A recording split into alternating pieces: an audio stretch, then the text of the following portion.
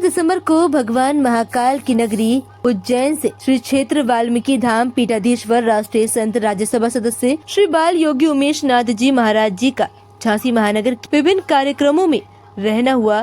सर्वप्रथम सीपरी बाजार मसीहगंज अनूप करोसिया के निवास पर महाराज जी 10 बजे पहुँचे और वहां पर महाराज जी का भव्य स्वागत और शिष्यों द्वारा पूजन आरती वंदना कर स्वागत सम्मान किया गया। उसके पश्चात बस्ती भ्रमण कर मसीहगंज महर्षि वाल्मीकि मंदिर पर दर्शन कर मसीहगंज वाल्मीकि समाज द्वारा महाराज जी का स्वागत किया गया।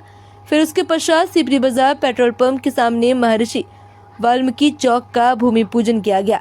इस शुभ अवसर पर बंटी राजा पार्षद और महाराज जी द्वारा पूजन कर सभी को आशीर्वाद दिया गया। 1 बजे लाइट चौराहे पर समस्त वाल्मीकि समाज द्वारा भव्य सम्मान किया गया। इस अवसर पर जिला अध्यक्ष भारतीय जनता पार्टी श्री हेमंत परिहार जी, बुंदेलखंड योगी अर्पित दास जी महाराज, जिला धर्म आचार्य हरिओम पाठक जी, आचार्य अविनाश जी द्वारा महाराज जी का स्वागत सम्मान किया गया। महाराज जी ने सभी को संबोधित करते हुए कहा कि सभी पंथ संप्रदाय सनातन के अधीन है। सनातन ही सबसे प्राचीन धर्म है और सनातन धर्म से ऊंच नीच जैसी कोई व्यवस्था है ही नहीं।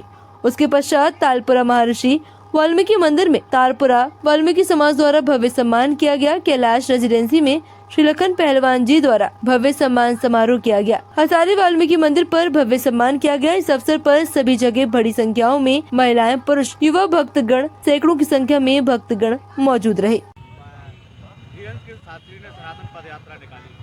एक अच्छी सी बात करो, निकल गई पदयात्रा, तब उसके लिए क्या यात्रा, इस तरीके की यात्राओं की जरूरत है देश को। देखिए, हमारी बात सुनिए।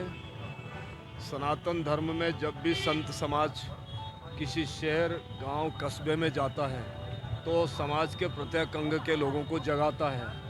जागो भारत भारती के नौजवानों, जागो, कर लो होश, समय पुकार रहा है, तुम क्यों हो खामोश। एक छोटी सी करवट ले लो तुम अपने आंगन में, शहरों में तूफान मचा दो, आग लगा दो वन में। सनातन की स्थापना हम सबको करनी है, चाहे कोई भी यात्रा लेकर के आए। उसका मकसद ये रहता है कि हम सनातन राष्ट्र में रहते हैं, भारतीय संस्कृति का राष्ट्र है, ऋषि मुनियों का राष्ट्र है, देवी देवताओं का राष्ट्र है। यहाँ से ही भारतीय संस्कृति की रचना हुई है, यहाँ से ही मर्यादा का सूत्रपात हुआ है, यहीं से देश में मर्यादा और दया का भाव प्रकट हुआ है। ऐसे समय में हम सभी संत महात्माओं का, ऋषि मुनियों का भाव बनता है कि जब कभी भी समाज के लोगों में जाएं तो समाज के लोगों से बोलें कि जागो, सनातन धर्म के लिए जागो, क्योंकि पूरे देश में पाश्चात्य सभ्यता धीरे धीरे अपने पैर पसार रही है। इसलिए हम किसी भी यात्रा को जब लेकर के आते हैं तो हमारा सबसे पहला लक्ष्य रहता है कि समाज के लोगों को जगाएं, उसमें आप सब लोग भी जागें।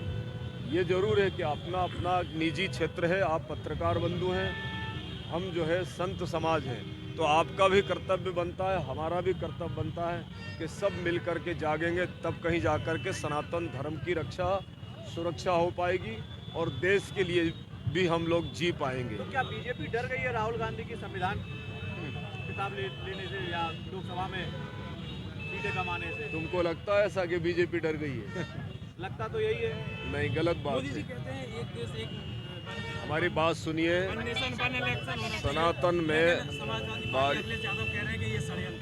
बात सुनिए, अपना अपना पक्ष रखने का सबका अधिकार है, लेकिन हम डर के नहीं जीते, दब के नहीं जीते और ना झुक करके चलते हैं।